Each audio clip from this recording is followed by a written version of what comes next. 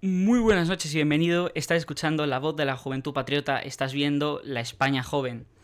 Tenemos hoy por delante un gran programa, un programa bastante interesante. Vamos a hablar de varios temas. Vamos a hablar de inmigración. Vamos a hablar de la situación de Vox, de la crisis interna que hay en Vox. Vamos a hablar de la crisis interna dentro de Estados Unidos. Y vamos a hablar, esto estaría en relación con Oriente Medio. Por supuesto, vamos a hablar también de Oriente Medio. Tema recurrente en todas las noticias porque ahora mismo es el tema que más... no que más vende, sino que está más candente, que es más importante en todos los niveles para la sociedad actualmente. O sea, la crisis de Oriente Medio te afecta entre el precio de la gasolina y una guerra total entre Occidente e Irán. O sea, es un espectro, todo va dentro de ese espectro, es bastante amplio. Y antes de nada, dar un anuncio, que es que los domingos, seguramente no empezará este domingo, pero sí el siguiente, o al menos no tengo planeado que empiece este domingo, va a haber un nuevo podcast, va a haber un nuevo medio de difusión creado por mí. Este no va a ser en español, va a ser en inglés. Tengo pensado que llegue a todos los rincones del mundo occidental, que llegue a Estados Unidos, que llegue a Alemania, que llegue a Inglaterra, que llegue a Australia, que llegue a todos los lugares donde los europeos hemos establecido nuestras naciones. Y va a ser del mismo corte que la España Joven. Va a ser un podcast identitario, nacionalista, patriota, pero desde un punto de vista completamente paneuropeo o desde un punto de vista completamente panoccidental. Va a estar destinado a eso porque y aquí es donde entra otro razonamiento más, que es si alguien tiene la capacidad de hacer algo, el que no lo haga es una derrota. Si yo, por ejemplo, y esto no quiero echarme flores, pero tengo bastante fluidez hablando inglés, tengo bastante nivel de inglés, sería una manera de desaprovecharme no intentar hacer este segundo proyecto. Va a ser un proyecto a mucha menor escala, o sea, no va a ser un proyecto en el cual esté a lo mejor 3-4 días a la semana grabando, sino que va a ser un día como mucho 2. Va a ser lo mismo. Cuando pueda voy a hacer directo, por supuesto. Cuando no pueda, como hoy o como este sábado, va a estar pregrabado, va a estar en formato de vídeo normal. Pero creo que puede estar bastante interesante, creo que puede salir bastante bien. Y creo que es otra manera de llamar a los jóvenes patriotas identitarios de cualquier lado, de cualquier lugar de Europa. Los movimientos identitarios son bastante grandes en Austria, en Alemania, sobre todo en Francia también es donde empezó, si no recuerdo mal. Y creo que es una manera de recordarnos a nosotros mismos, como europeos, de que todas las naciones de Europa, sean naciones primaria y secundaria, explicaré luego este concepto, estén unidas, estén hermanadas. Si solamente hacemos contenido en nuestro idioma materno, en nuestro idioma nacional, que lógicamente hay que hacerlo, por eso estoy haciendo este programa también, estoy haciendo también la España Joven. Creo que es necesario, aparte de eso, hacer un contenido, tener un contenido que toda persona europea pueda ver, que toda persona europea, ya viva en Estados Unidos, ya viva en Alemania, ya viva en Italia o en Australia, pueda ver, pueda consumir y pueda disfrutar. El motivo de hacerlo en inglés creo que es lógico, es el idioma universal, es el idioma que todo el mundo entiende y más dentro del mundo occidental.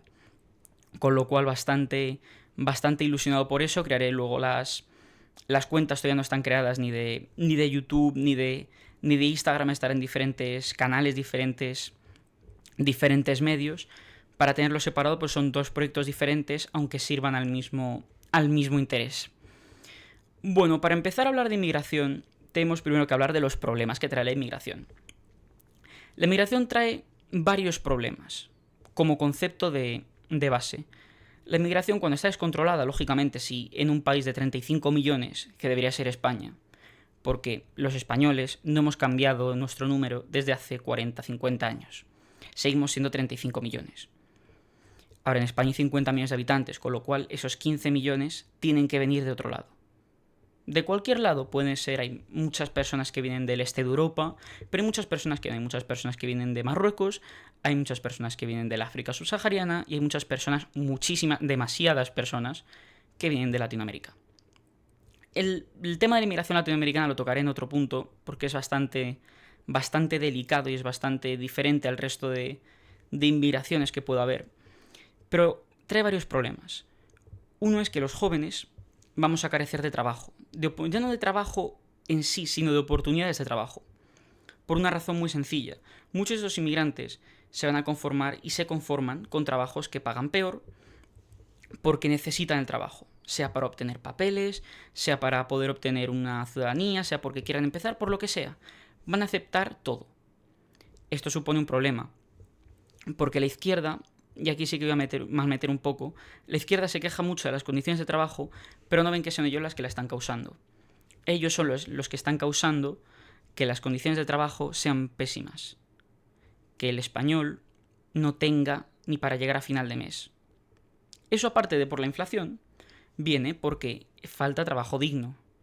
Si te vienen 15 millones de personas o 10 millones de personas que van a aprovechar cualquier trabajo, y digo cualquiera, digo diciendo cualquiera, con cualquier tipo de pago, o sea, salario mínimo básicamente, o con condiciones paupérrimas, eso van a ser las condiciones que van a aceptar como base los empresarios. Si un empresario, y aquí está, que esto también es lógica por otra parte, si un empresario puede pagar 1.000 en vez de pagar 1.500, ¿cuánto va a pagar? O sea, ¿cuánto va a decidir pagarle a su empleado? 1.000, es lógico. Le da igual. Al empresario le da igual la patria, le da igual todo. Solamente le importa su dinero, que por otra parte es normal. O sea, por otra parte yo entiendo que alguien que monte una empresa, que arriesgue su capital, que invierta su capital en una maquinaria, en unas infraestructuras, en lo que sea, luego quiera ganar el máximo dinero posible. Es normal. Pero se tiene que hacer desde unas guías morales. El capitalismo no tiene esas guías morales.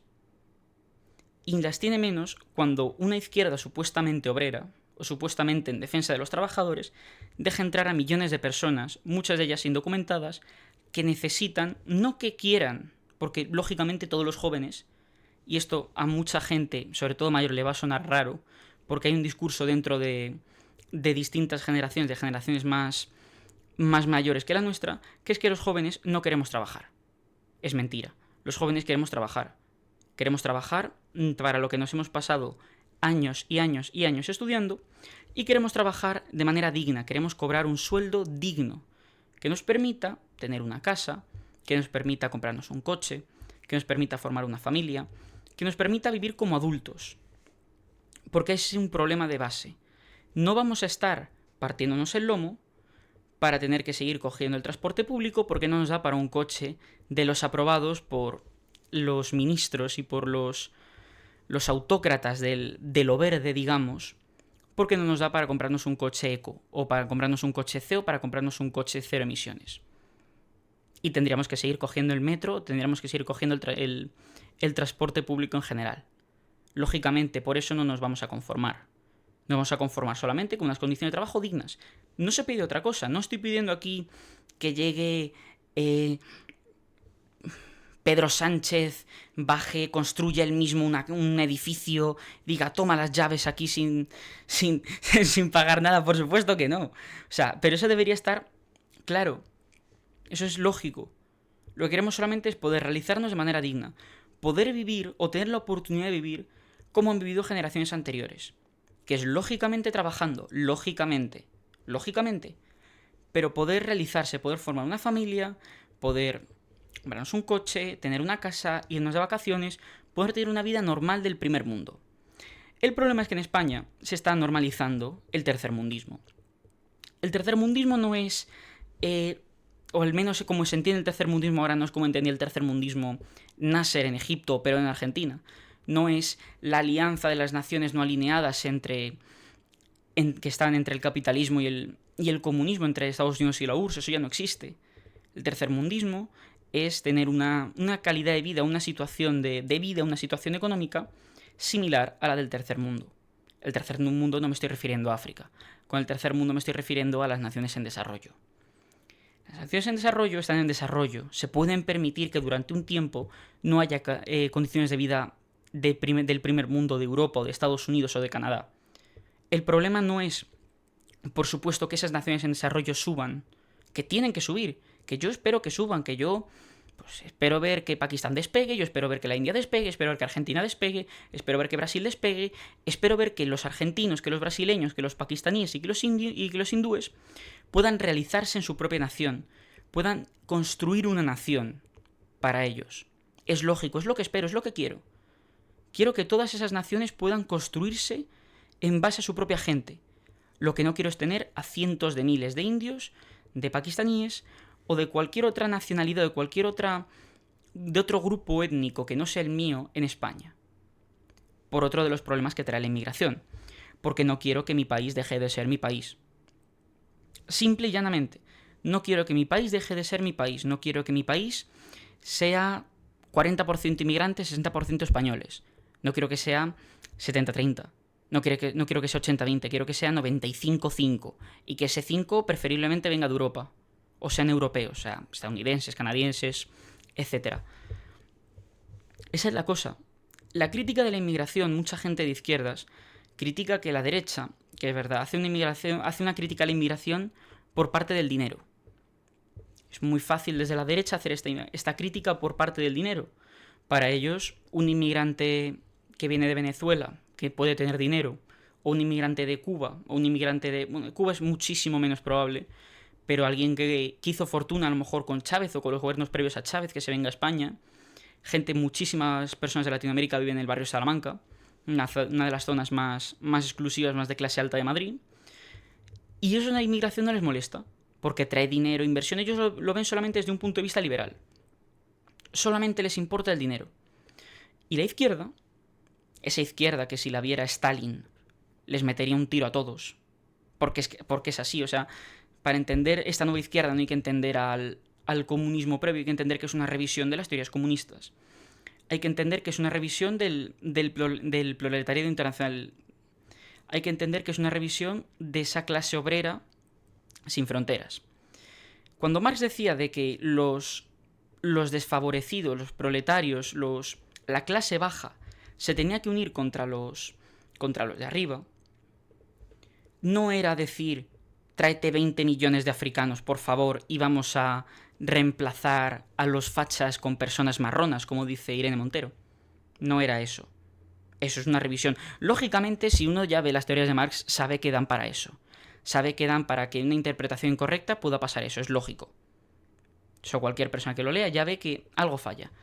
Y teniendo en cuenta que las teorías de Marx, las soluciones de Marx, mejor dicho, son erróneas, porque las críticas al capitalismo y las críticas al sistema que hay son correctas. De hecho, lo decía hasta José Antonio, fundador de Falange, del nacionalsindicalismo español, uno de los fundadores del nacionalsindicalismo español.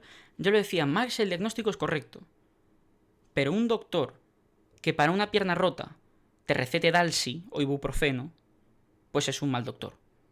El diagnóstico puede estar increíble, es un mal doctor. No te ha curado la enfermedad.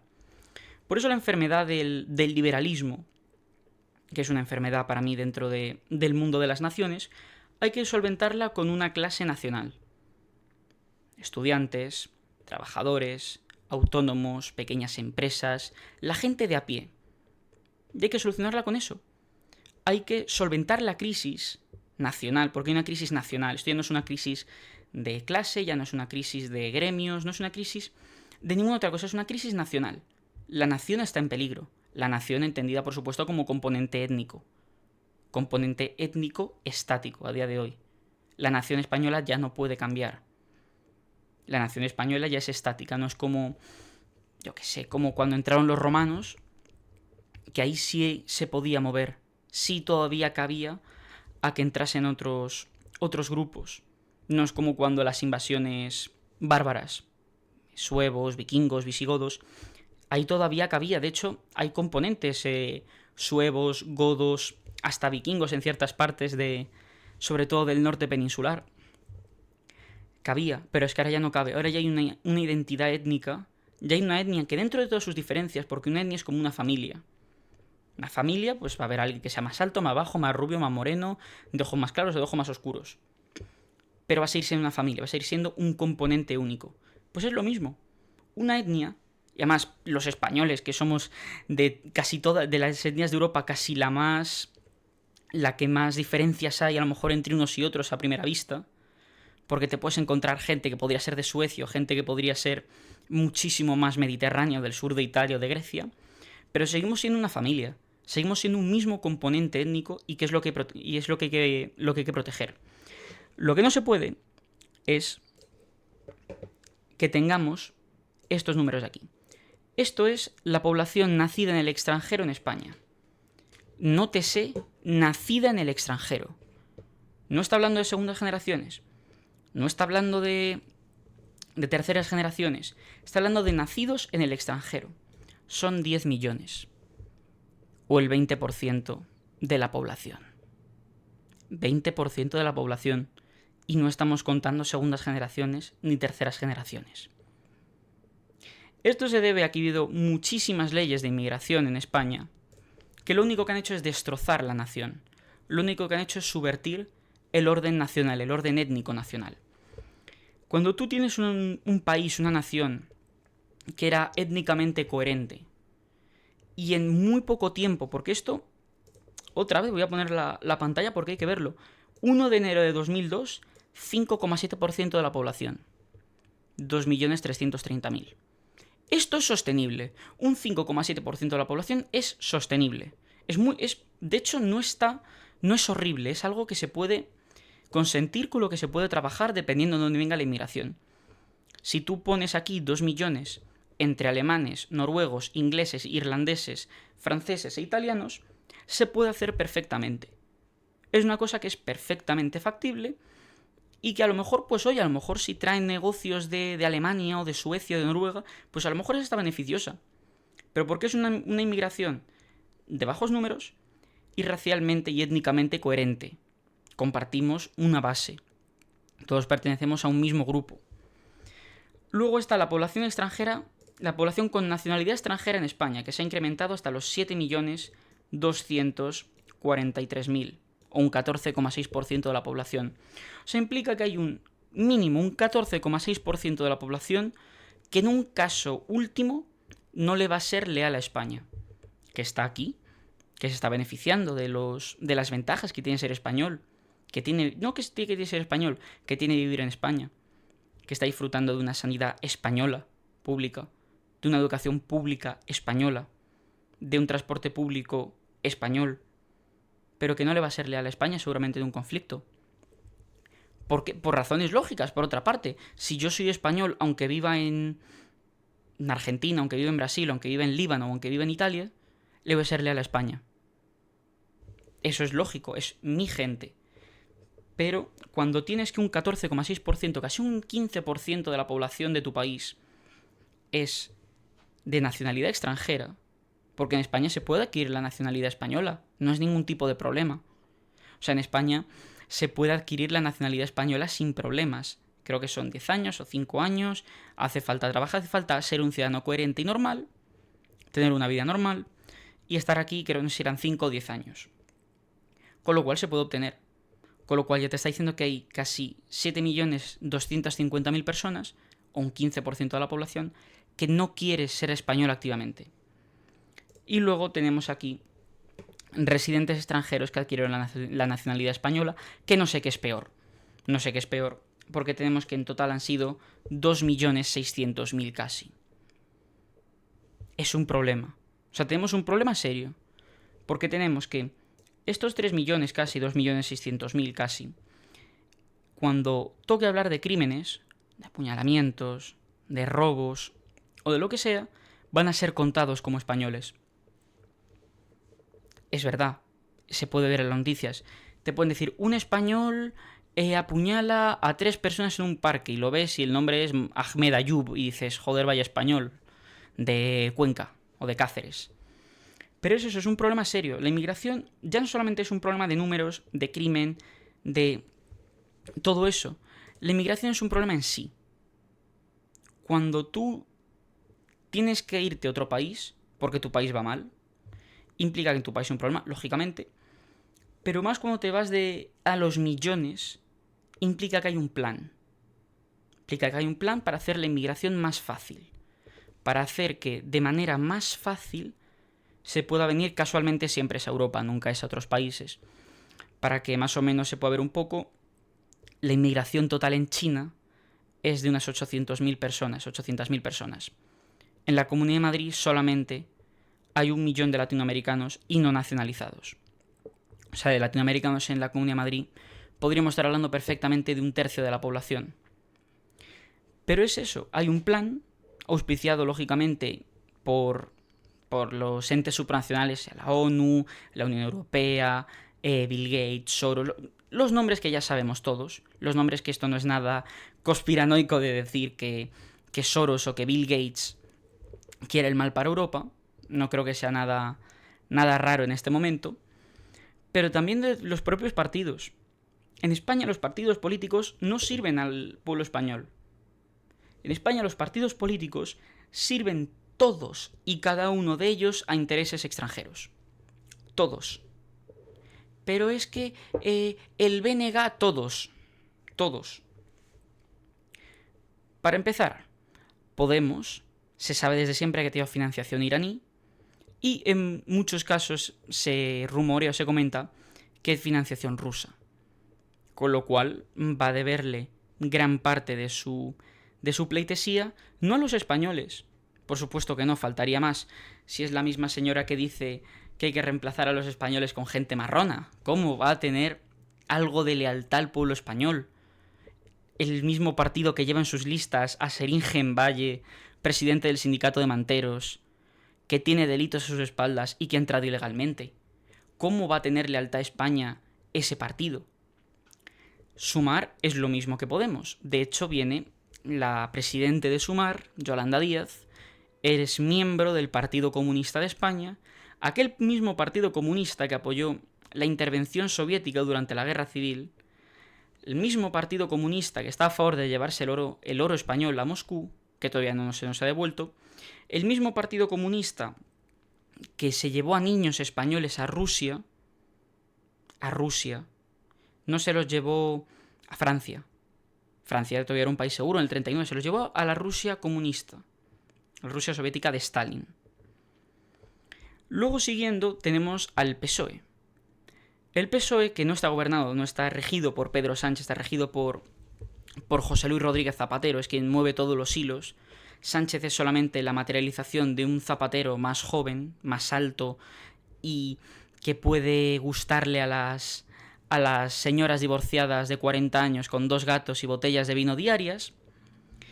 Es la materialización de ese PSOE. Ese PSOE a quien le rinde pleitesía. Desde 2004 a Marruecos, por el 11M.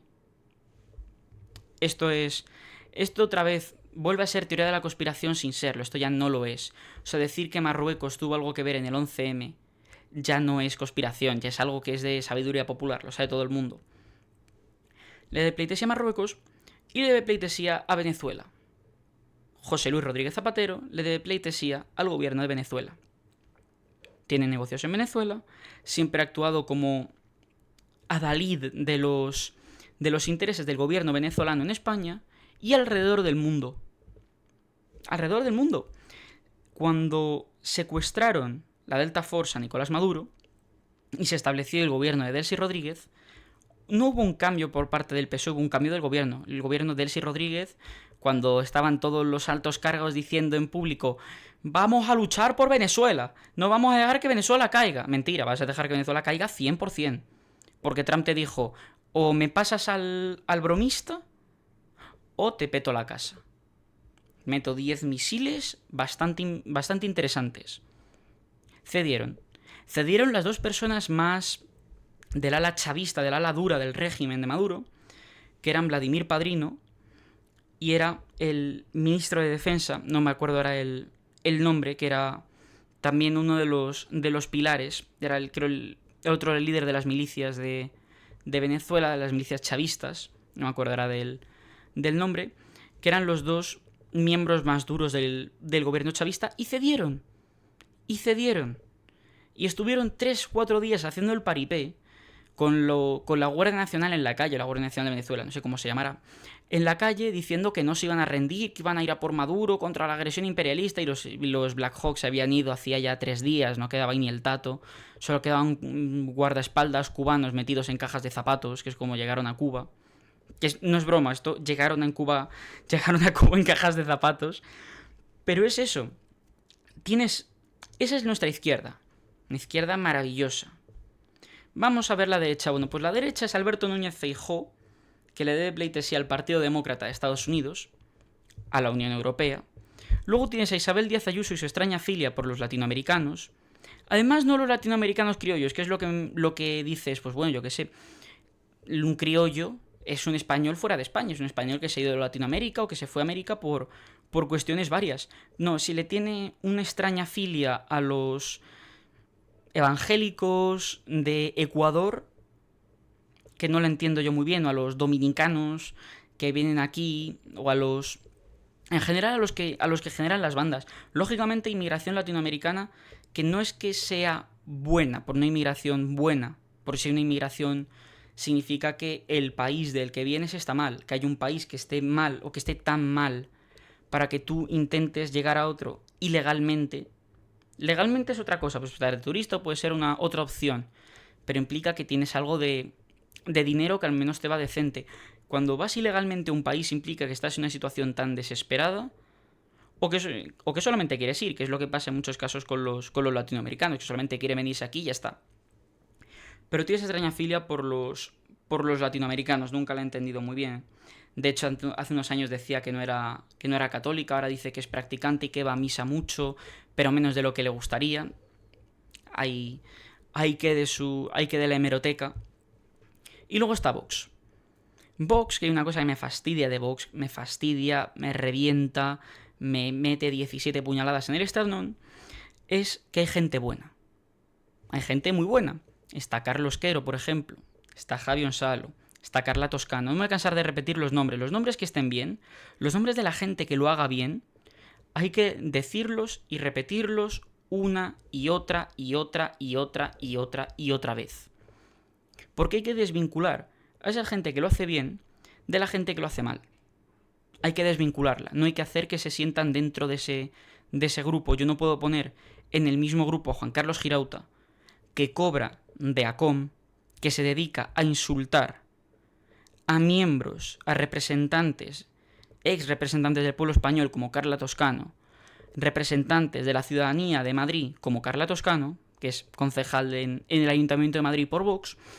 No se puede consentir que un miembro de ese partido, que un eurodiputado, que ha estado en más partidos que en equipo Ronaldo, se dedique a cobrar de una fundación, de una asociación, como lo quieran llamar, que se dedique a insultar a miembros de su propio partido por oponerse a la visión de ese lobby, por eso un lobby, a cómo es un lobby, sobre un país extranjero. No puede ser. Es como si llega aquí un lobby americano y dice que qué mal otro porque se opone a lo que hace Trump, o se opone a que Trump insulte a España, básicamente. No puede haber ese tipo de lobbies. No puede ser que un partido esté comprometido de esa manera. No puede ser. Y eso, y Vox le tiene una pleitesía al Partido Republicano de Estados Unidos, a Donald Trump en específico, y luego al Estado de Israel en muchos casos. Lógicamente hay casos que no, como Carla Toscano, pero le tiene esa pleitesía también al Estado de Israel, que hace actos con Alianza Catalana, con la Silvia Orriols, que ha dicho activamente que odia a España. No puedes llevarte bien con un país que llama a gente que activamente odia a tu país. Porque entonces no sé qué tipo de patriota eres. Si Vox es un partido patriota, lógicamente, si no lo es, puedes salir y decir, no, somos el PP de hace 15 años. Y tú dices, vale. Entonces, circulen, por favor, ya está. Si van a salir a decir eso, perfecto. Si no, si quieren dárselas de patriota todavía, pues tienen que esforzarse un poco. Pero el problema, y volviendo al tema de la inmigración, es ese. Y el problema de la inmigración es otro, que es que la mitad de los hijos de inmigrantes no se sienten españoles. Si tú traes aquí gente, al menos la segunda generación, va a tener un cierto arraigo, todavía te puedo consentir algún tipo de inmigración. Si la mitad no se sienten españoles, pues ya no. De hecho, sale aquí. Esto es de Objective, o sea, esto no es un medio. Aquí no estoy leyendo el Der Stürmer, o sea, no estoy leyendo aquí el de la web de Falange o de la web de Núcleo Nacional, estoy leyendo de Objective. Es un periódico más o menos conservador, no es muy radical tampoco. Cada vez hay más inmigrantes de segunda generación en España, esto es hijos de progenitores extranjeros. De esto ya son el 36% de los menores de 20 y el 39% de los menores de 5 años. Pero su integración social no está siendo completa. Los hijos de inmigrantes en España se dividen a partes iguales entre los que se identifican como españoles y los que no. Es un problema serio. Es un problema serio esta cifra ya, la primera y la segunda. Ya son problemas. Es un problema aún mayor que el 50 se sientan identificados y el 50 no.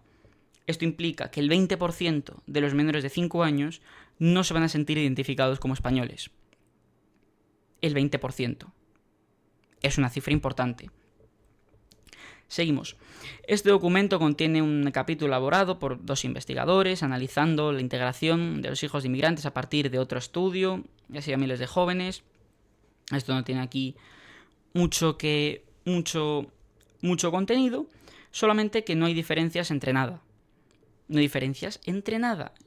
Dinero, origen, residencia, sexo. No hay ningún tipo de diferencia de nada. Pero hay un problema. Hay un problema que es que no se puede vivir en una sociedad o tener una nación coherente si el 20% de los niños no se va a identificar como de tu país y el 40% no lo es. Es un problema serio. Y aquí se desbarata, se cae con todo el equipo el argumentario de la derecha sobre la inmigración latinoamericana sobre todo. Si no hay diferencias significativas por nada, significa que esos latinoamericanos tampoco se van a sentir españoles. Que es lógico, no lo son. Es que es lo que no nos entra en la cabeza, no lo son. Bueno, donde existen diferencias es entre los nacidos en España y los que llegaron al extranjero en la edad temprana. Los primeros, el 82% se identifican como españoles, mientras que tal identificación cae al 40% entre los segundos. 40% entre los segundos, que serán otros 5, 6, 7 millones. O sea, es un problema. O sea, todo esto es un problemón, es un melón que hay que abrir. Y es un melón que tiene una solución. Y la solución se llama remigración. Por si alguien no lo sabía o se había preguntado, le había resultado rara, la bandera que tengo aquí es el blasón de proa, creo que se llama, de la Marina Española. Lo he puesto porque representa las 4 coronas históricas de España, representa Castilla, representa León, entre lo que viene León, Galicia y Asturias, representa toda la corona de Aragón y representa Navarra. Lo he puesto ahí porque personalmente a mí la rojigualda me identifico poco con ella. Me identifico más con esta bandera. La rojigualda se hizo, no tiene un motivo específico, se hizo solamente para que se distinguieran los barcos españoles en alta mar, cuando todos los países monárquicos, todas las monarquías, llevaban una bandera blanca con el escudo real en el centro. Y yo he puesto esta bandera porque me identifico más con ella, me identifico más con la realidad española. Porque estas 4 fueron las banderas que se enarbolaban en los pendones cristianos durante la Reconquista. Esas son las banderas que llevaban Sancho de Navarra, la bandera de Alfonso X el Sabio, la bandera de Urraca de León, la bandera de Jaume el Conquistador. Esas son las banderas de Isabel y de Fernando también. Son las banderas españolas realmente. Yo personalmente lo veo así. Por supuesto habrá gente que tenga su visión y esto es un motivo menor. Solamente era un comentario. La bandera que tengo aquí al lado es la bandera del movimiento identitario. El movimiento identitario, si no recuerdo mal, surge en Francia con la generación identitaria y se expande luego hacia Austria y hacia Alemania. Es un movimiento que básicamente pide la nación europea. Y es esta bandera de aquí. Vienen 2 modelos en negro y en amarillo, es esta bandera de aquí, que representa la lambda de los espartanos. Es una bandera negra con un círculo y una lambda en dorado, que representa el escudo de los espartanos que blandían en los ejércitos, los soldados espartanos. Yo no encuentro significado a esa bandera, sí que me identifico con ella por una razón, que es porque somos los espartanos de nuestro tiempo. Somos los 300 que estuvieron en Termópilas. Somos la última generación que puede hacer frente a esta invasión, porque es una invasión. Cuando te llegan millones de personas que no se identifican con tu país, que no son de tu gente, no son de tu etnia, ni tienen nada que ver contigo, y llegan a los millones y colapsan tus servicios públicos y encima se creen con derecho a venir porque hace 500 años les robamos el oro, que si les robamos el oro entonces tendrían que derruir todas las cosas que construimos los españoles en América, se creen con derecho a venir aquí y a creerse los reyes del mambo.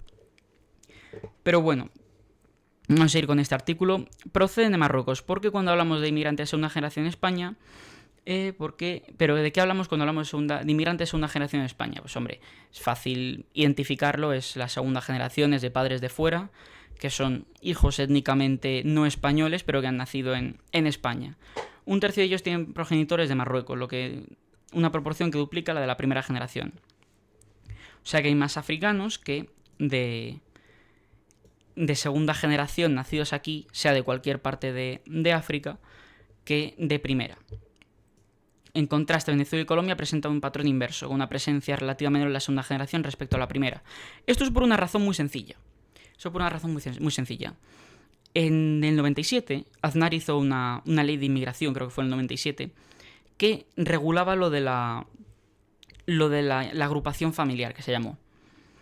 Esto significa que si viene, por ejemplo, Walter de Ecuador y Walter viene solo, Walter puede traerse a la mujer, al padre, al abuelo, al hijo, a todo el mundo. Puede traerse a todo el mundo. Creo que eran hasta 3 generaciones. Puede traerse a todo el mundo. Y eso es un problema serio. Porque eso sí que es la invasión. Y eso lo hizo el PP de Aznar. Eso lo hizo el PP conservador, mano dura, que fue el mismo Partido Popular que nos metió en Irak. Por ejemplo, nos mete millones de inmigrantes, permite que entren millones, nos mete en Irak. Un gobierno bastante bueno.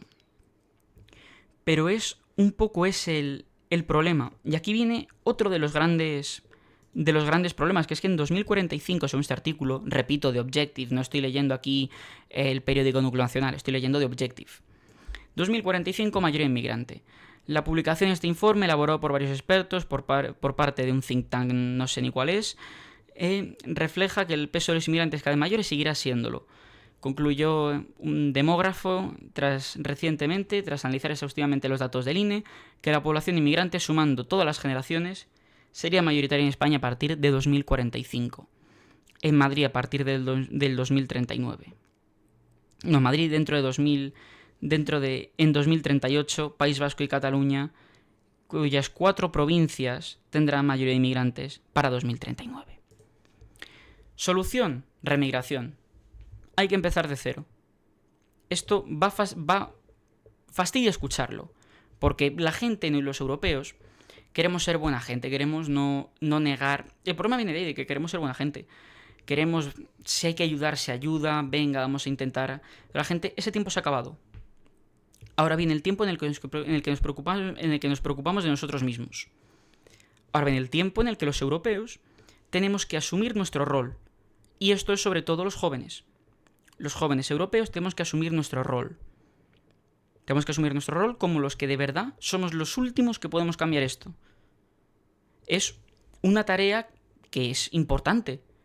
La supervivencia de nuestra nación está en nuestras manos. Esto es otro de los motivos por los que quiero hacer el podcast, por los que voy a empezar el podcast en inglés, el podcast, digamos, más internacional. Y es por ese motivo, porque no solo en España.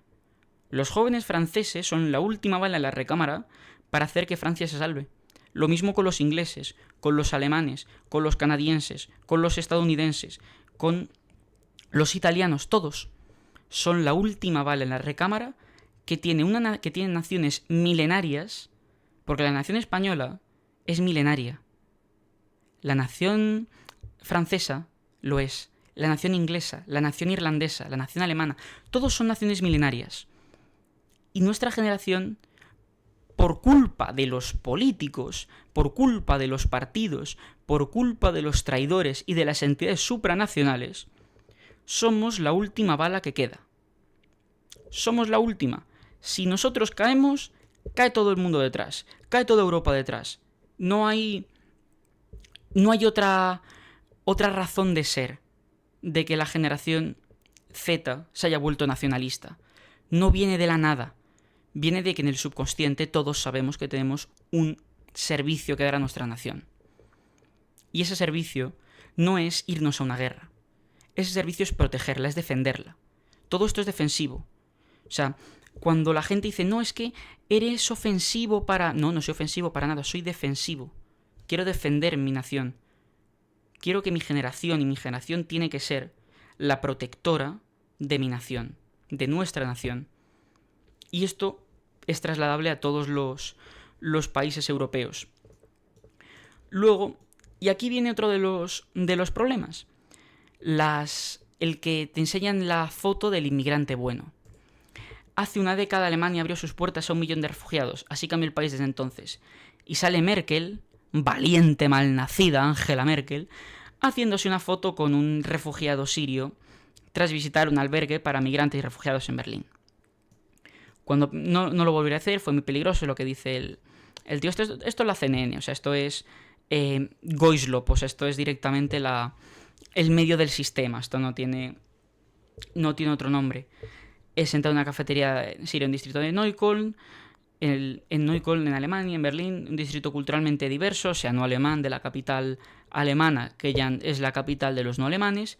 Sonríe, trabaja en informática, es una persona formada, de los poquitos formados que llegan de ese tipo de sitios. Todo es buena gente, quiere trabajar, quiere llegar, huye de guerras. Que sí, que los sirios huyeron de una guerra. Huyeron de una guerra auspiciada por los Estados Unidos de América y por las primaveras árabes. Salen en los documentos de Epstein que los Estados Unidos le dieron dinero al ISIS y a Al-Qaeda. Donald Trump se pasó años y años criticando el islamismo y ha dejado que el líder de Al-Qaeda, el líder del Frente al-Nusra y el líder de distintas organizaciones yihadistas que lideró esto, poca gente lo sabe, poca gente hace énfasis en esto. Cuando el señor Álvarez fue a ver a ese tío, a Golani, a Siria, tiene otro nombre, pero no es una persona, es un yihadista. O sea, tiene un nombre de civil, pero no se puede hacer persona a alguien que es un yihadista, es un líder yihadista que ha matado gente y que ha entrenado a niños soldados y que ha secuestrado gente. No es humano. Cuando se fue a ver a ese, a Golani, no estaba cayendo en una cosa, o sí estaba cayendo, seguramente sí. Golani fue líder de Hayat Tahrir al-Sham. Se llama, creo que es movimiento o ejército para liberación del Levante. En el contexto islámico a Siria se le llama el Levante. Esa fue la organización que secuestró a Pampliega. Fue un reportero de guerra español. O sea, le has dado tu apoyo a una persona que secuestró a un civil español, a una persona española. Detallitos tontos así. Las imágenes, que esto todo lo vimos, de las personas marchando de las carreteras, que querían llegar a Alemania, a un mundo mejor, la Willkommenkultur, la cultura de la bienvenida, el Refugees Welcome que ponía la señora Carmena en el balcón del Palacio de Correos de Madrid. Eso es esto. Te sale aquí y ahora casualmente sube alternancia por Alemania. Pero es que aquí viene lo mejor de todo. Esos sirios que venían aquí, venían a Europa, supuestamente escapaban de la guerra civil siria, lógicamente, escapaban de una guerra. Nadie quiere vivir una guerra. Pero escapaban aparte porque eran disidentes políticos en contra del régimen de Assad. Muchos de ellos luego fueron yihadistas o simpatizantes del yihadismo, pero bueno, otros detallitos tontos. Muchos de ellos, o todos, no quieren volverse si Siria ha sido liberada, si hay un gobierno inclusivo y si hay un gobierno de todo. ¿Por qué no te vuelves? Si Assad ya se ha ido. Pues te sale aquí esta noticia del 12 de diciembre al 24, 4 días después de la caída de Damasco en manos del yihadismo. El sirio cuyo selfie con Merkel se hace viral quiere quedarse en Alemania. Tiene trabajo, pasaporte alemán, problema serio de lo de pasaporte alemán, prometida, tiene trabajo, soy berlinés. No eres berlinés, eres sirio. Que no está mal, que es que aquí viene otro problema con la inmigración. Cuando la izquierda tiene una actitud paternalista con los inmigrantes. No está mal ser sirio, lógicamente. No quieras ser alemán, no quieras ser español, no quieras ser francés. Eres sirio, estate orgulloso de ser sirio. Eres ecuatoriano, estate orgulloso de ser ecuatoriano. No quieras cambiar tu estatus legal solamente por beneficios mundanos. Vas a poder votar. Ya ves tú, votar en España. ¿A quién votas? O sea, no se le metas un zurullo en medio en todo el sobre, pocas opciones mejores hay. Pero bueno, tiene Dijo que huyó de Siria porque no quería prestar el servicio militar para el régimen de Assad. Y que ahora no quiere regresar porque experimentó cosas terribles allí. De verdad. Que yo entiendo que la gente no quiera prestar servicio militar para el régimen de Assad durante la guerra. Es que lo entiendo, es lógico. Pero ya has sido liberado. ¿Por qué no te vuelves? Si estás en contra de Assad, ya no estás, ya te puedes volver. Hace un año, casi un año y medio, ya te puedes volver. Pero el problema de esto, de la cultura de la bienvenida y de todo eso, es que ahora tienes... Esto es un artículo de 2022, ¿eh? Esto no es un artículo de hace 2 días, es un artículo de 2022. En Londres ya viven más extranjeros que británicos. Es raro conocer a alguien de aquí. La primera en la frente para quitarnos los malos pensamientos. Ya el titular te lo dice todo. En Londres, 2 de cada 3 personas pertenece a población inmigrante o británica de origen extranjero, o sea, inmigrante. Destaca la presencia de indios y de bengalíes. Pone ciudadanos de Bangladesh, intuyo no sabrán el gentilicio de Bangladesh, bengalí, de Bengala. Londres ha dejado de ser británico, algo así lo refleja el último estudio demográfico realizado por el INE de allí. Tan solo el 36,8% se identifica como blanco, inglés, galés, escocés, irlandés o británico.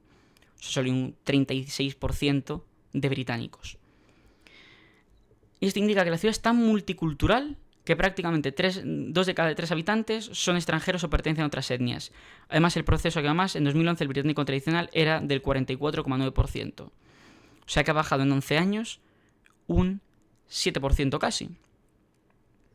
¡Qué bien! Es una ciudad tan multicultural y tan multiétnica y tan multirracial y tan diversa que los únicos que no tienen sitio son los británicos. Los que construyeron Londres, esos no tienen sitio. En Berlín, los que no tienen sitio, los únicos que no tienen sitio, los alemanes, los que construyeron Berlín. Lo mismo en París, lo mismo en Bruselas, lo mismo en Madrid. Es triste. O sea, ya no es que te dé rabia, quieras cambiarlo, que por supuesto es triste. Es que la gente que construyó esas ciudades, que son hermanos nuestros, porque un alemán es un hermano, un francés es un hermano, aunque nos duela, un inglés es un hermano, un irlandés es un hermano, lo mismo con los italianos y lo mismo con todos los europeos, no tenemos sitio en nuestras ciudades. No tenemos sitio en nuestras ciudades y además a donde fuimos nosotros a asentarnos y a crear países nuevos, a crear Estados Unidos, Canadá, Australia, Nueva Zelanda, Sudáfrica, Rodesia, Argentina, Uruguay, a donde fuimos a crear, no fuimos a destruir, fuimos a crear, a asentarnos y a generar. También nos dicen que no tenemos sitio porque es tierra robada a los indígenas que no sabían ni que existía. El 95% del territorio de América no sabían ni que existía. Cuando llegamos nosotros allí y generamos Europa fuera de Europa, y esto lo dice Roosevelt, Teddy Roosevelt, que no es ningún tipo de ultraconservador, rancio, sureño, con esclavos, era Teddy Roosevelt, de hecho era un líder del Partido Progresista en Estados Unidos, después de irse al Partido Republicano, que era liberal por aquella época, dijo que Estados Unidos tenía que ser la melting pot, tenía que ser la olla de mezclas, tenía que ser un espacio multicultural de europeos. Bueno, pero un europeo es un indio que se ha ido a Inglaterra. No, europeos, noruegos, suecos, españoles, alemanes, franceses, ingleses, europeos. Gente que construye, gente que ha fundado ese país. Estados Unidos se fundó por europeos, no se fundó por otro motivo. Se fundó por otra gente, se fundó por europeos, de europeos, para europeos, no se fundó para otra gente. Lógicamente hay problemas de integración. Un país que está formado, que está creado porque una nación orgánica no se crea, surge. El Estado español solamente es la realización de la nación española como ente administrativo. Lo mismo en Francia, lo mismo en Irlanda.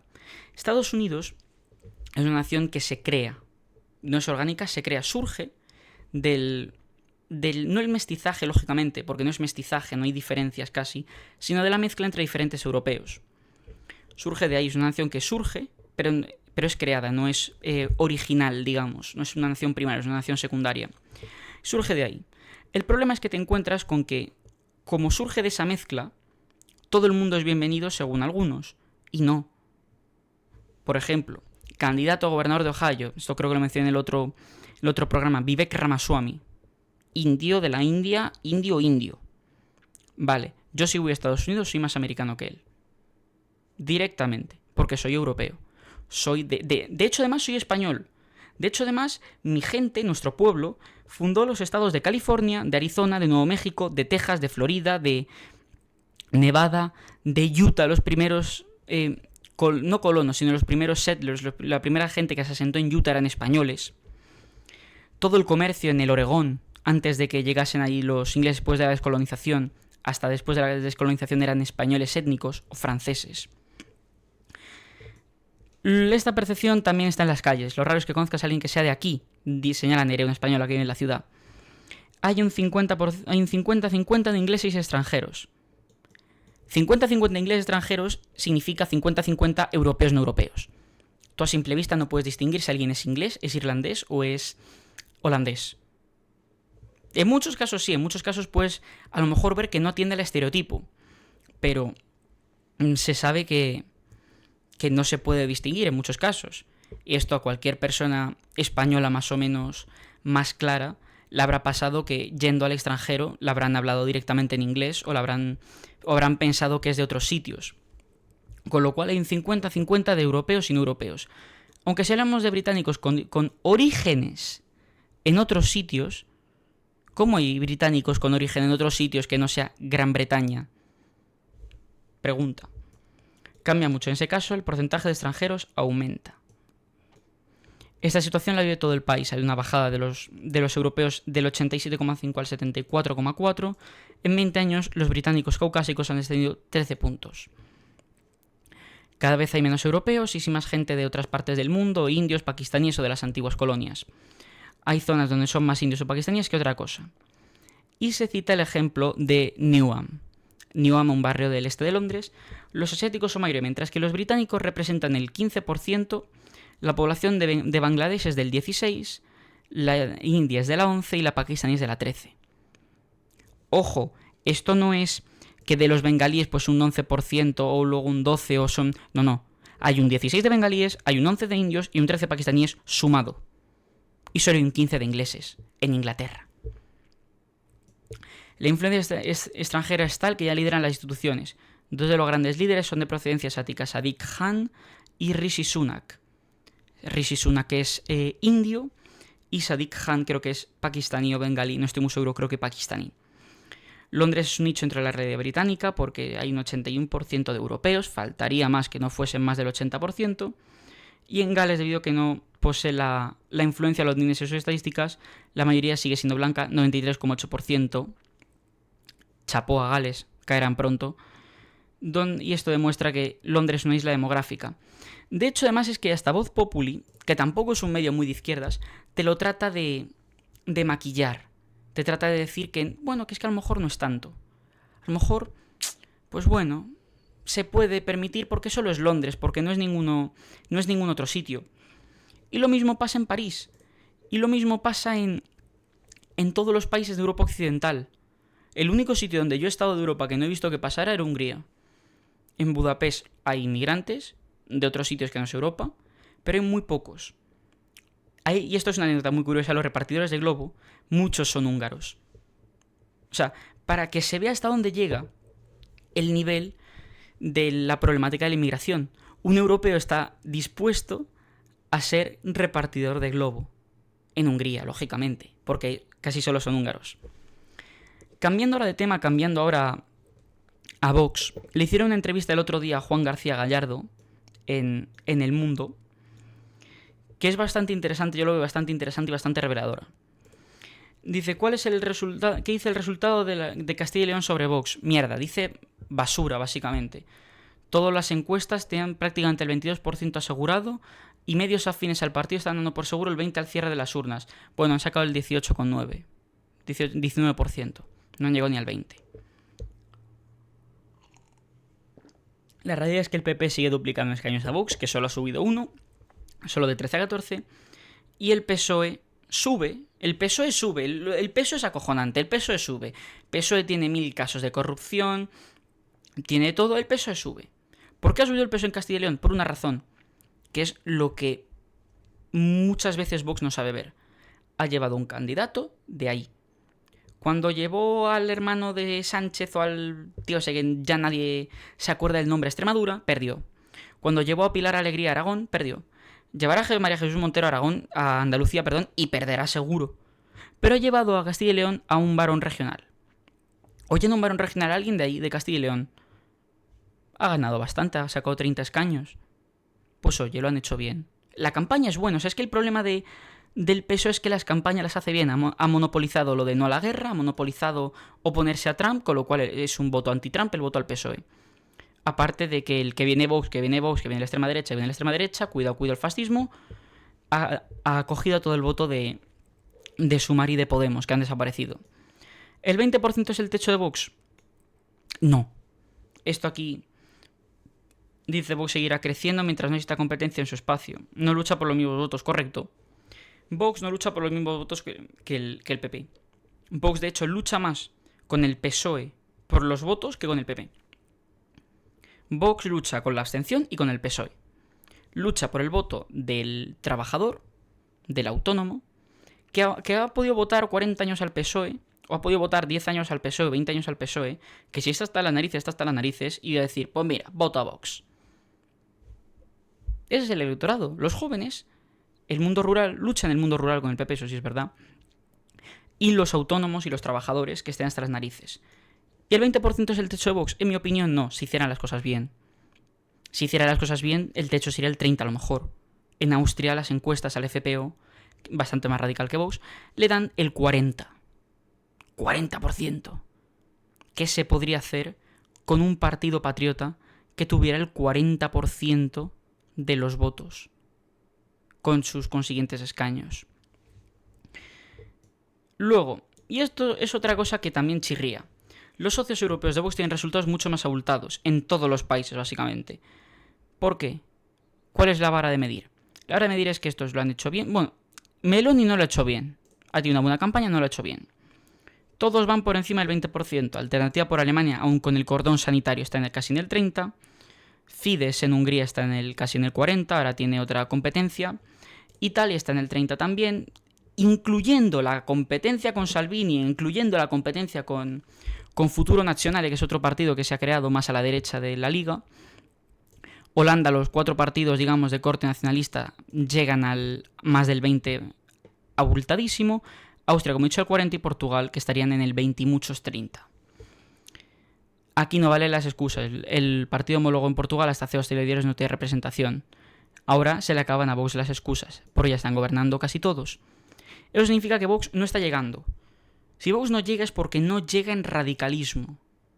Porque no llega como puede llegar Alternativa por Alemania. Como no llega el FPO. Alternativa por Alemania y el FPO tienen lazos con el movimiento identitario. Con Martin Sellner. El FPO muchas veces tiene, o figuras del FPO tienen lazos con Martin Sellner, que es el líder del movimiento identitario en Austria. Un nacionalista real. Pero Vox, ¿qué quiere ser? ¿Un complemento del PP o aspirar a gobernar o a sustituirlo? Vox nació para ser una alternativa. Si cualquiera ve cosas de 2014, 2018, Vox era una alternativa.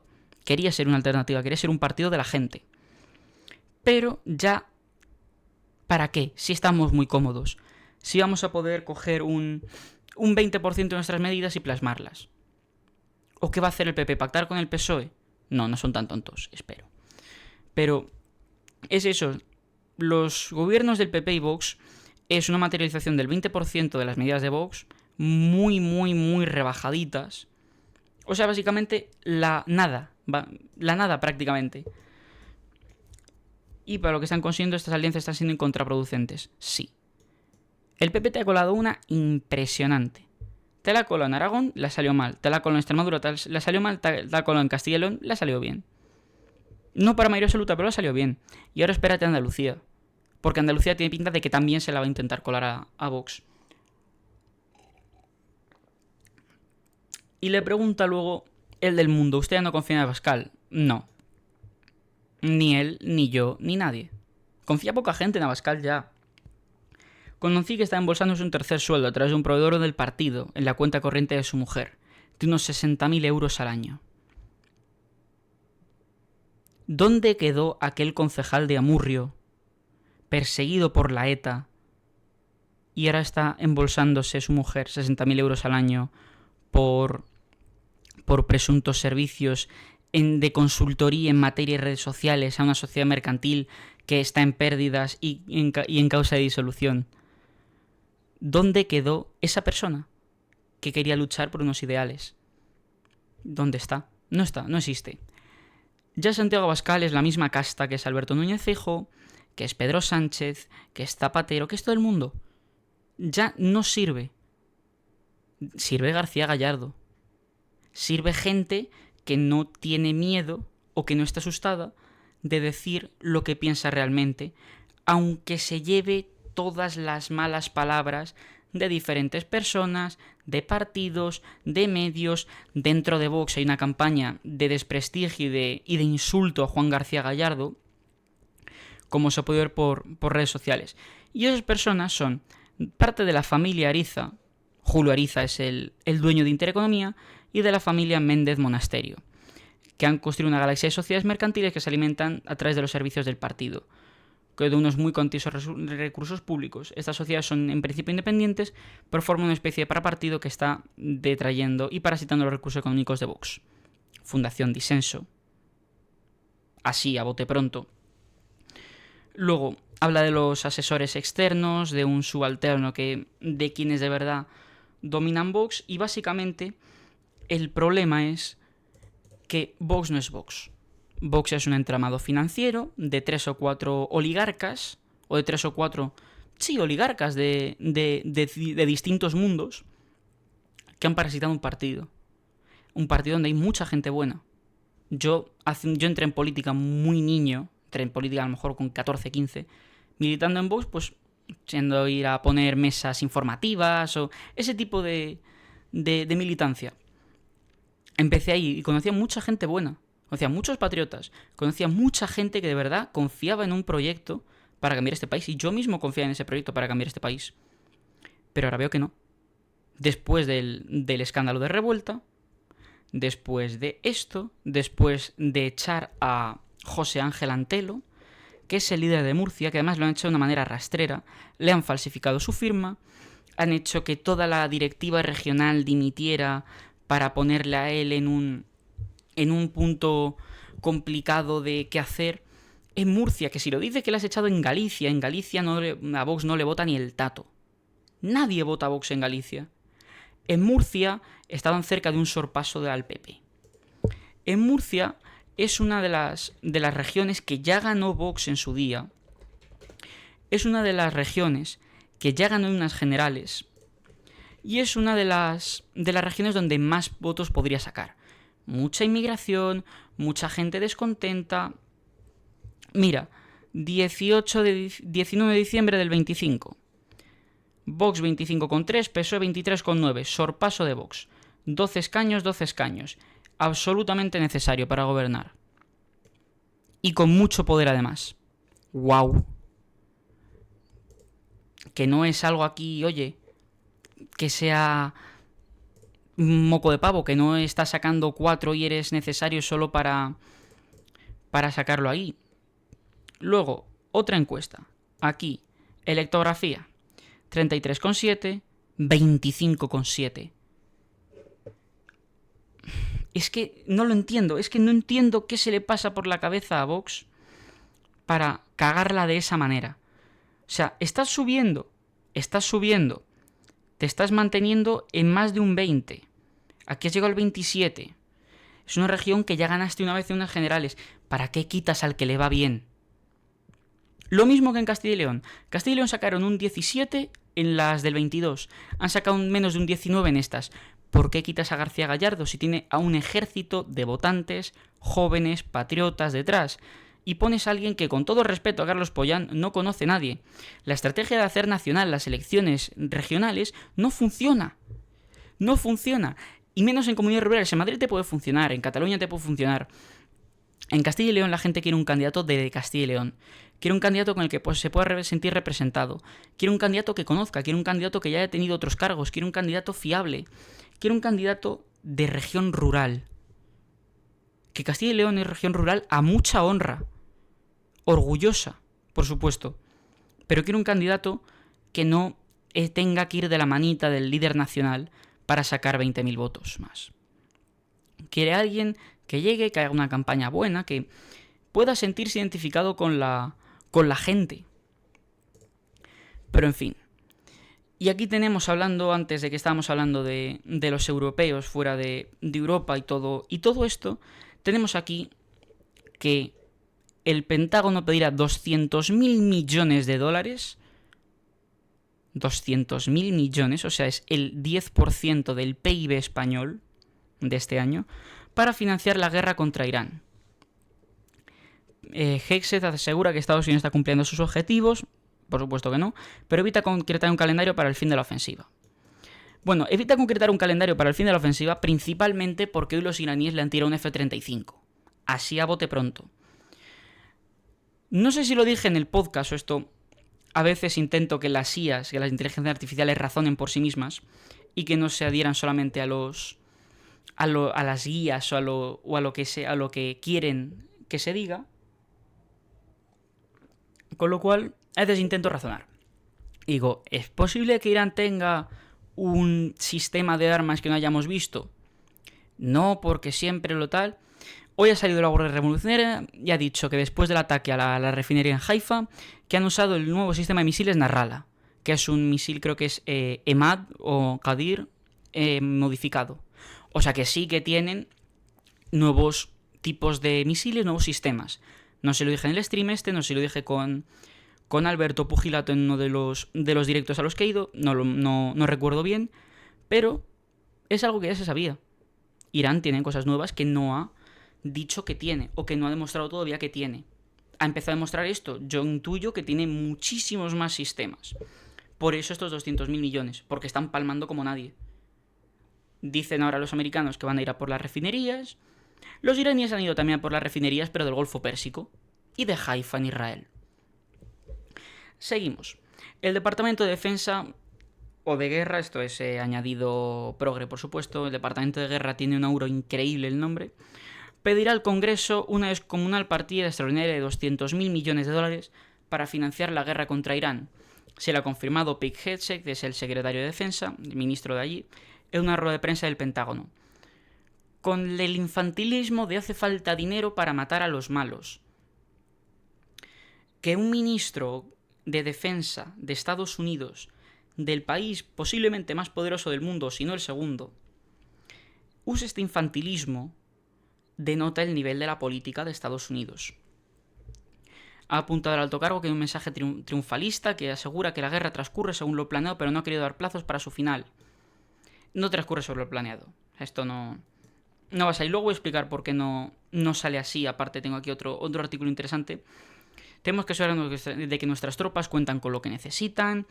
Mientras se disparan los precios del petróleo, ¿quién iba a pensar que bombardear Irán directamente iba a hacer que Irán no bloquease el estrecho de Hormuz? ¿Quién fue el genio que lo pensó? ¿Quién pensó que matar al ayatolá era una buena idea? ¿Quién? O sea, quiero conocer al coco ese para decirle, te has salido, crack. Lo has petado. Has petado las bases americanas del Golfo, has petado las refinerías cataríes, saudíes, bareiníes, has petado Tel Aviv, has petado Haifa, has petado Teherán, lo has petado todo.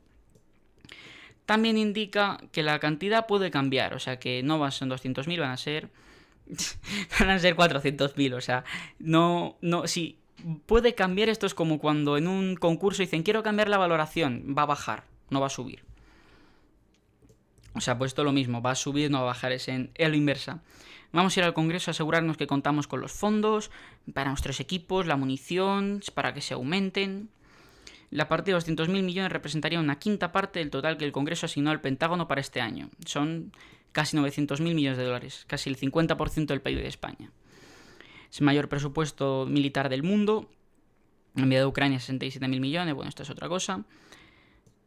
Y el problema de esto es que si tú tienes que ir al Pentágono a pedir 200.000 millones de dólares es que la cosa no va bien. No sé, así como reflexión mínimamente lógica, no va bien. No ha salido como esperabas, oye, que es que las cosas pueden no salir como esperas, que te ha podido salir rana la operación, ok, pero no vayas de ahí triunfalista. No vayas de ahí de triunfalista cuando llega Netanyahu y no se sabe si los vídeos son por inteligencia artificial o no lo son, porque a veces tiene un anillo que se va automáticamente, Dios sabe por qué. Y aquí hay una cosa que me parece maravillosa. Hegseth tampoco ha querido aclarar si plantea un envío masivo de refuerzos, más allá del grupo anfibio y 2.500 infantes de marina. Si intentan algo, esos 200.500 infantes de marina van a morir todos. No puedes pretender invadir cientos de kilómetros de costa, que es la región del Hormozgan en Irán, que es la zona del estrecho de Hormuz. No puedes pretender invadir una zona de cientos de kilómetros de un país de 90 millones de habitantes que están furiosos contigo con 2.500. No puedes pretender invadirlo, eso para empezar. Un país de 90 millones de habitantes no lo puedes invadir. Porque te va a salir mal, o sea, no va a salir bien. No es algo que tampoco haya que ser aquí un coco para saberlo. Han alcanzado 7.000 objetivos, se han destruido 11 submarinos iraníes, 120 buques de guerra, han bombardeado pintura también, globos chinos. O sea, lo de los iraníes es tremendo. Yo me imagino aquí a un máquina en Isfahán, en el centro de Irán, diciéndole a otro: tío, Ali, mira, vamos a hacer una cosa para que no nos bombardeen los aviones. Los vamos a guardar todos y lo que vamos a hacer es los vamos a pintar en el suelo tremendos. Sus sombras, sus todo. Van a picar fijo, les vamos a poner en la rampa de escape. Y el otro diciendo: mira, no seas retrasado, que nos van a petar. Que sí, que ya verás. Vale, pues han gastado bombas de millones de dólares bombardeando Titan Lux. O sea, tal cual, bombardeando Titan Lux, que se ve luego en las imágenes después. Esto está abierto, se puede mirar aquí completamente. Yo ahora no tengo aquí la foto y para no retrasarme mucho buscándola. O sea, no es una búsqueda rápida así y tal, pero con buscar bombardear pintura o algo así, o Irán bombardeo pintura sale.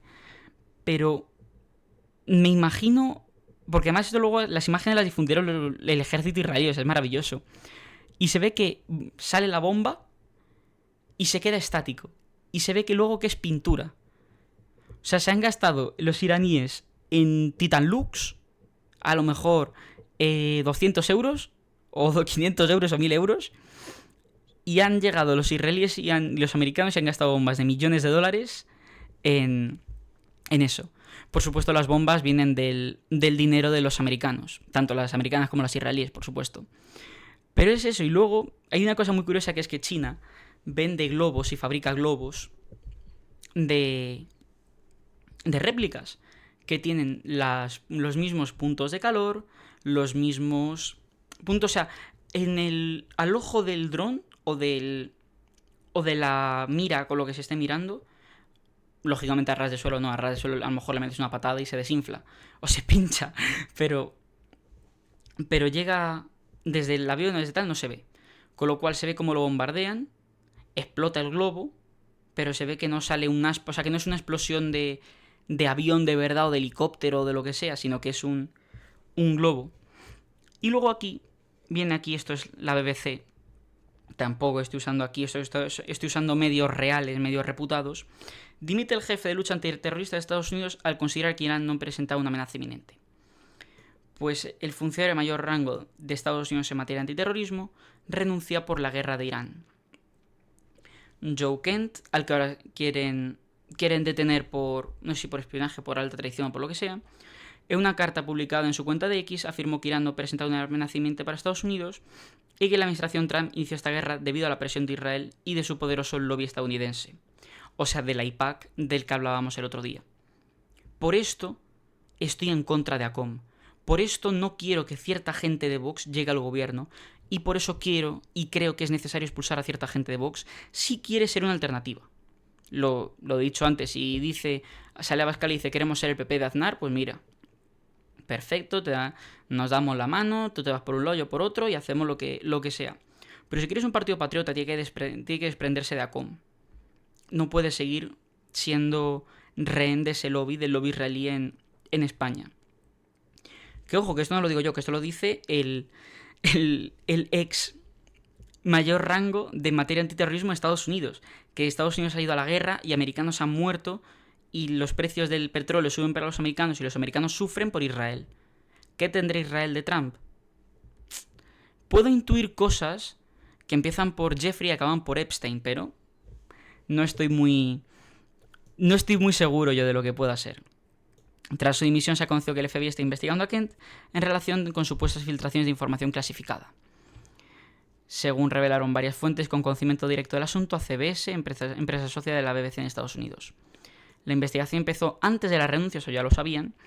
Señalan las mismas fuentes que las pesquisas están a cargo del FBI y todo eso.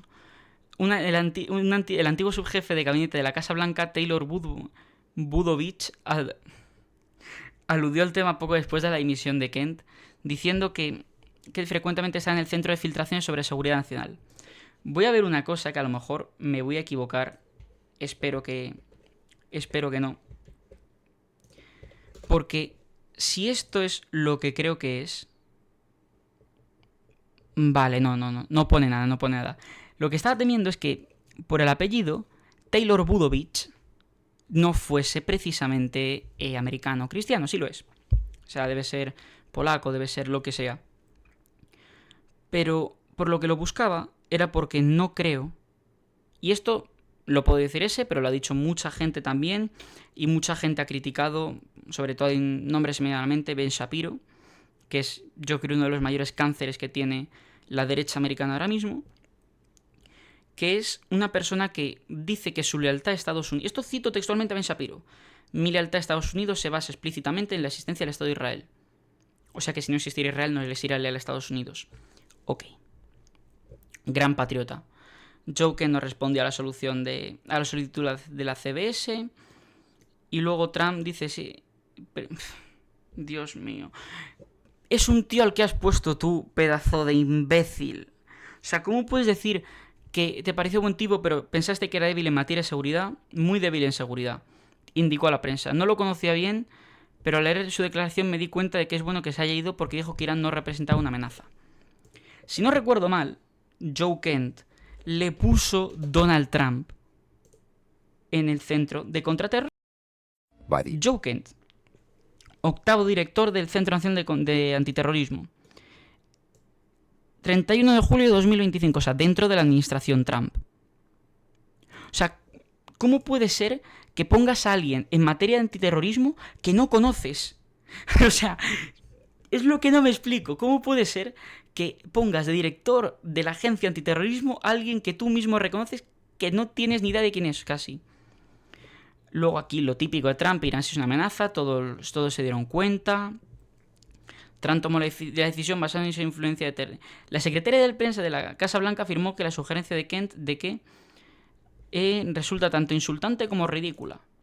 De que Trump tomó la decisión basada en su influencia de terceros, incluso de países extranjeros. Bueno, entonces, ¿por qué ha cobrado 230 millones de dólares de ese AIPAC, maldito AIPAC, durante los 4 años que no estuvo en el poder? Y esto se puede ver. Si tú buscas la página, mira, de hecho lo vamos a hacer al mío, Track AIPAC. Trump. Más de 230 millones. La coalición republicana judía, el lobby judío dentro del Partido Republicano, lobby israelí dentro del Partido Republicano, ha donado más de 14 millones desde 2020. Eso es un problema. Si tú tienes un país que está supeditado a intereses extranjeros, tienes un presidente que está supeditado a intereses extranjeros porque cobra de ahí, y aquí viene el problema. El problema no es que tú tengas una política internacional más pro-israelí o más anti-israelí, si es lo que de verdad lo beneficia a ese país. Yo entiendo que Estados Unidos en los años 40, en los años 50, en los años 60, haya podido tener una política más pro-israelí, porque la alternativa era la OLP, la alternativa era Nasser, la alternativa era gente que era antiamericana, con lo cual entiendo que una postura pro-israelí en los años 60, donde no la entiendo es ahora. En Egipto no hay un presidente antiamericano. Todo el Golfo, Arabia Saudí, Kuwait, Bahrein, Qatar, Emiratos, todos son países proamericanos, Jordania es un país proamericano, no hay necesidad de seguir apoyando a Israel. Hay necesidad de coger y mínimo dar 2 estados. Yo tengo una visión, como siempre, etnonacionalista. Yo considero que Israel, que el pueblo judío es un pueblo, no es una nación, viene de diferentes etnias. Hay diferentes etnias que conforman el pueblo judío y es un pueblo basado en una religión, no en una etnia. La nación palestina es una nación basada en una etnia, en una nación genética, étnica, de linaje. Lo mismo que la libanesa, lo mismo que la siria es diferente. Lo mismo que la Siria alawita, lo mismo que la Siria cristiana, o que la levantina cristiana más bien, son naciones étnicas. Pero al caso, entiendo que puedes tener una postura geopolítica u otra, si crees que es lo que mejor le viene a tu país. Si Trump está ayudando a Israel porque le tiene pillado con vídeos de cuando estaba con Jeffrey Epstein, porque eso se ve en los documentos de Epstein, que Trump tiene cosas moralmente dudosas tirando a pedófilas. Si se ve que es forzado, entonces es un problema. Si se ve que que es por interés personal y no es por interés nacional, es un problema. A mí, por ejemplo, puede no gustarme Argelia, pero entiendo que con Argelia hay que llevarse bien, porque Marruecos es nuestro enemigo, y el Polisario ha podido matar a muchos soldados españoles, pero ahora mismo hay que llevarse no mal con el Polisario, hay que llevarse decentemente con el Polisario, porque va contra Marruecos. La geopolítica, esto lo hablaba con un amigo que es bastante idealista en esto, que decía que dentro del nacionalismo, el nacionalismo es una idea idealista, con lo cual no se puede ser ultra realista o no se puede ejercer la realpolitik. La geopolítica no es política, la geopolítica no es ideología, la geopolítica son intereses. A España le viene bien llevarse con Argelia, con el Polisario, con Egipto, le viene bien llevarse por supuesto, con toda Europa, por supuesto con Estados Unidos, por supuesto con China. Lo que no le viene bien es supeditar unos intereses a los intereses que pueda tener una persona. ¿Qué tendrá Marruecos sobre Sánchez? Es lo mismo. Y Estados Unidos, ese mismo Donald Trump que decía que España es un mal aliado, decía que a lo mejor hay que hacer un plan para Ceuta, Melilla y Canarias. Sobre todo para Ceuta y Melilla. Ceuta y Melilla que no están protegidas por el paraguas de la OTAN. Entonces, ¿de qué te quejas de que no pague? Si yo no quiero que me protejas Laredo, Cantabria. Laredo, Cantabria no necesita estar protegido por el paraguas de la OTAN. No va a haber paracaidistas rusos o paracaidistas chinos. O sea, esto no es Amanecer Rojo, la película esa basada en Spokane, en Washington. No es esa película, no van a llegar aquí paracaidistas rusos con banderas soviéticas. Van a llegar marroquíes. Si tú tienes un gobierno que apoya a Marruecos, que es traidor, por supuesto, al gobierno de Pedro Sánchez, si tienes supuestos aliados que apoyan a Marruecos como Estados Unidos, a lo mejor es hora de buscarse nuevos aliados. A lo mejor es hora de intentar llevarse bien con China. A lo mejor es hora, y esto enfatizo, no va con la guerra de Ucrania. La guerra de Ucrania es otro tema. Hay que tocar ese tema, por supuesto, pero es otro tema. A lo mejor hay que dejar de llevarse mal con Rusia. Independientemente de lo que está haciendo en Ucrania, primero el interés de los españoles. A lo mejor nos conviene tener buenas relaciones con Rusia para tener relaciones comerciales con ellos. A lo mejor hacer una idea europea real, no basada en Ursula von der Leyen, que dice que Europa son los valores del Talmud. A lo mejor hay que tener una Europa basada en los valores del cristianismo, de la Ilustración y del nacionalismo del siglo XIX. A lo mejor hay que tener una Europa cristiana, racional y nacional. De hecho, eso creo que son las 3 palabras que más definen cómo es mi visión de Europa y del mundo europeo. El mundo europeo es nacional, es étnico, por somos todos europeos, venimos de un mismo linaje, es un linaje blanco, es un linaje europeo. Venimos culturalmente y religiosamente del cristianismo. También, lógicamente, culturalmente hay influencias de las religiones europeas que había antes del cristianismo. Solamente hay que irse a Irlanda o hay que irse incluso en España a ciertas partes del norte, Galicia o Asturias. Pero religiosamente y culturalmente somos cristianos. Nuestros valores emanan del cristianismo. Y aparte, somos racionalistas, porque venimos de la Ilustración. O sea, tenemos ciertos puntos en la historia, desde la filosofía griega hasta Roma, hasta la Ilustración, hasta el cristianismo, hasta el nacionalismo romántico del siglo XIX, que tenemos que llevar como estandartes y tenemos que llevar como banderas y no podemos salirnos de ahí. Si nos salimos de ahí hemos fracasado, porque hemos hecho que nuestra influencia sea más débil que la influencia de otros. Si decimos que Europa, como dice von der Leyen, que son los valores del Talmud, es lo mismo que decir que son los valores del Corán o del Hadith. No son valores europeos. Valores europeos es lo que escribe a lo mejor Kant, lo que escribe Nietzsche, lo que escriben, por muy diferenciados que estén los filósofos, lo que escribe Carl Jung, lo que escriben autores europeos. Eso es a lo que tenemos que ir, y eso es a lo que nos tenemos que basar. Lógicamente, dentro de la filosofía europea habrá cosas que nos parezcan mejor o que nos parezcan peor. Estemos más o menos de acuerdo, por supuesto. Por supuesto. Pero hay que basarnos en eso como nuestra guía. Lógicamente, elegir qué filosofía va y qué filosofía no. Lógicamente, la escuela de Frankfurt nadie la va a elegir. Porque es toda la mierda que tenemos ahora. Teoría de género, teoría revisionista de raza, teoría de todo eso que nos han intentado inculcar desde hace décadas, malo para nosotros y malo para Europa, hay que descartarlo. Pero aunque estés en contra de Rousseau, tienes que identificarlo como influencia europea, tienes que identificarlo como filosofía europea.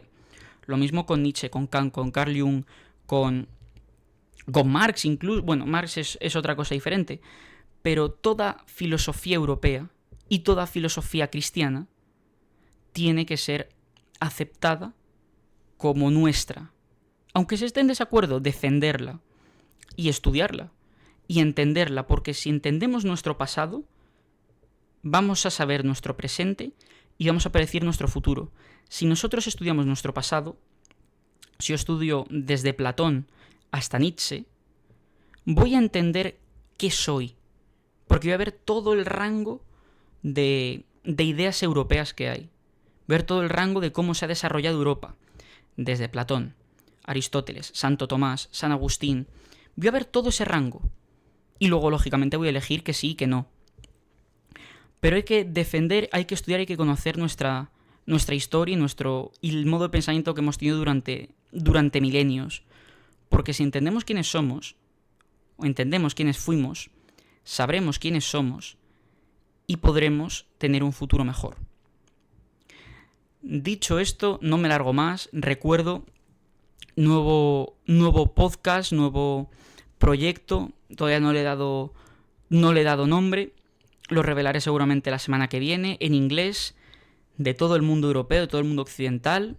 Si domináis el idioma, si tenéis un conocimiento del idioma, recomiendo encarecidamente que lo sigáis. Pondré los links cuando cree las cuentas y los canales y todo. Y nada más. Muy buenas noches y arriba España.